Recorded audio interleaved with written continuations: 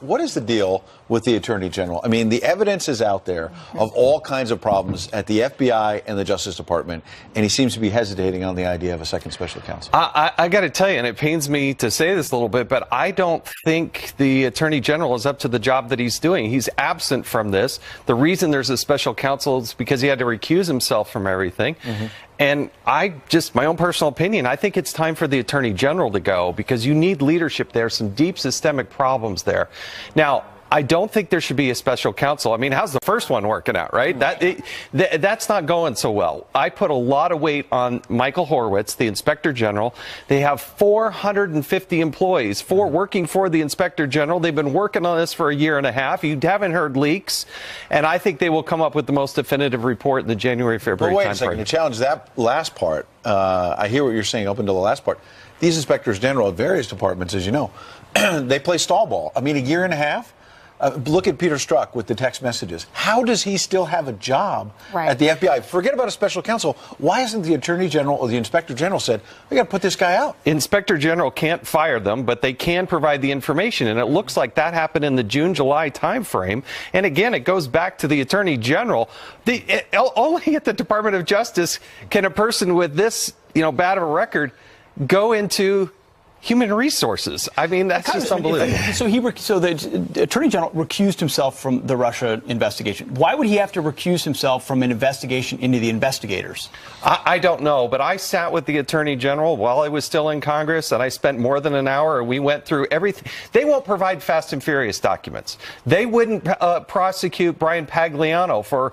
he didn't even show up. I issued a subpoena for him to testify before Congress, and he didn't show up. And we wanted him to be prosecuted. And the Attorney General looked me in the eye and said, we're not going to do that. The IT guy for Hillary Clinton. The IT guy for Hillary Clinton. I mean, I got a laundry list of things that the Attorney General will not pursue, and he can't run the department and agency. I just think it's time. I think people are scratching their heads. I've actually heard, I think, on Lou Dobbs saying he thinks the deep state must have something on him because it makes no sense why he hasn't acted in these cases that seem so obvious to the American people that there is corruption and they need to be investigated. But to push back on your on your Inspector General, I've had work with Michael Horowitz through the years, myself, Trey Gowdy.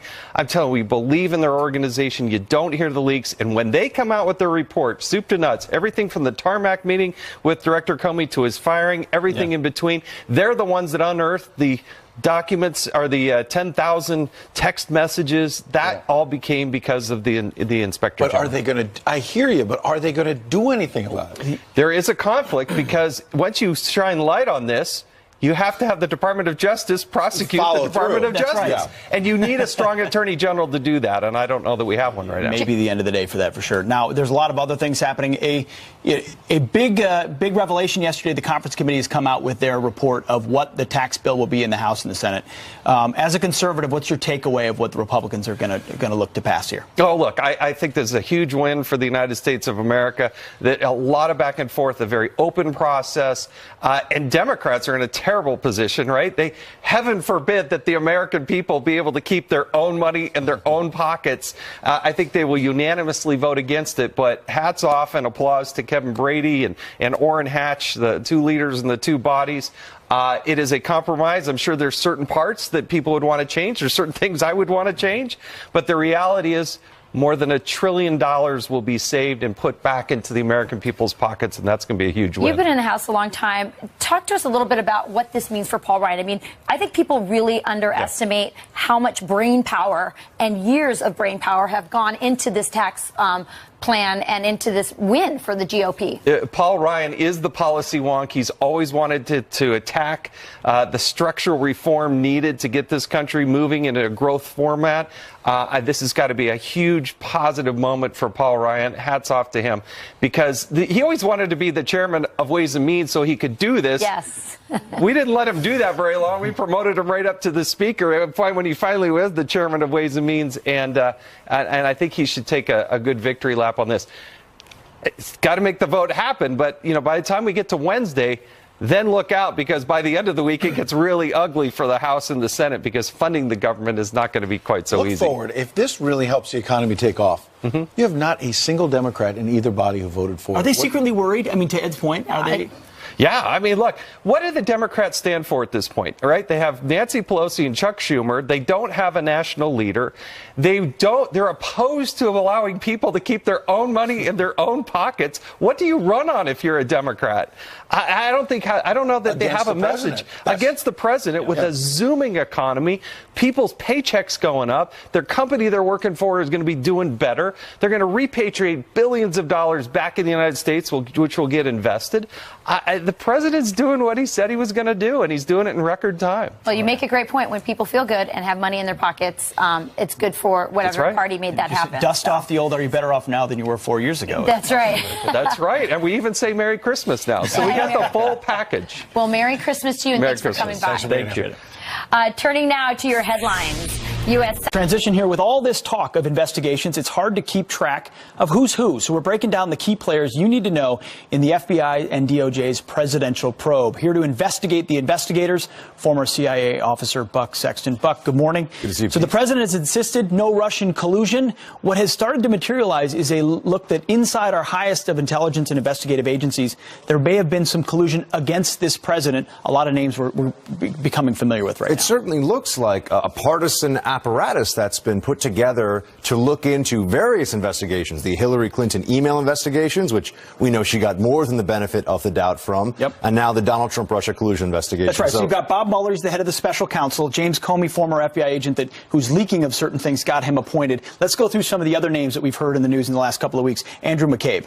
Well, Andrew McCabe was believed to be the central guy for handling any contacts between the FBI and Fusion GPS. Fusion GPS, of course, produced the dossier. Yes. We'll get back to this in a few moments because there are other individuals tied in here.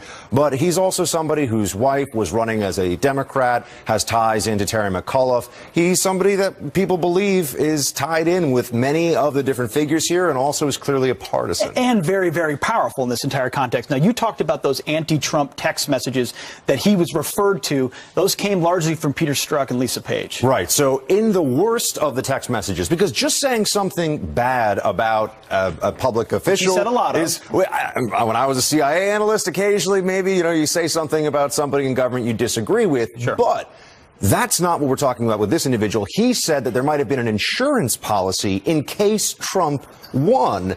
And he mentioned Andy's office in that text. And people say maybe that Andy was acting FBI Director Andy McCabe, which would certainly raise some questions about how high up that possible insurance policy, dare we say conspiracy, went. Potentially on Russia, a lot of it involving a dossier, who knew what and when, and what was leaked, including wiretapping potentially of political opponents.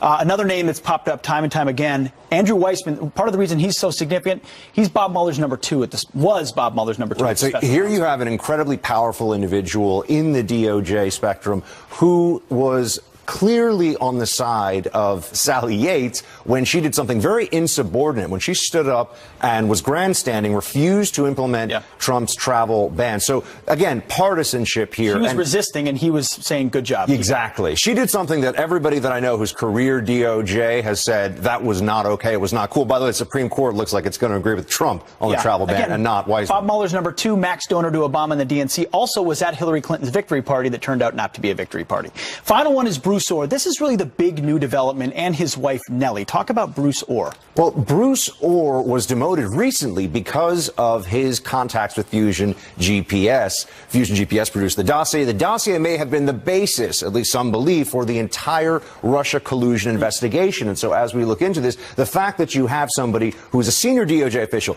demoted for his ties to Fusion GPS, whose wife was involved in Fusion GPS's research, and oh, by the way, Andy McCabe, acting FBI director, may in fact have been quarterbacking the information about Fusion GPS. That still has to be verified. Incredibly concerning ties here, as we've said, That's Pete. right. This is a deep state family tree. Deep state family tree. Nellie Orr, not just, she works at Fusion GPS, or did. Only 15 employees there. She was an expert on Russia, married to Bruce Orr. He met with the Fusion GPS folks, not just before the election, but also after that dossier would have been discredited if anyone looked into it seriously. We've also got these anonymous names, plenty of names within the Mueller probe who have given significantly to Democrats. And also one note that you have so many people who are clearly Democrats or have ties to the Democrat Party among these senior investigative officials, DOJ officials.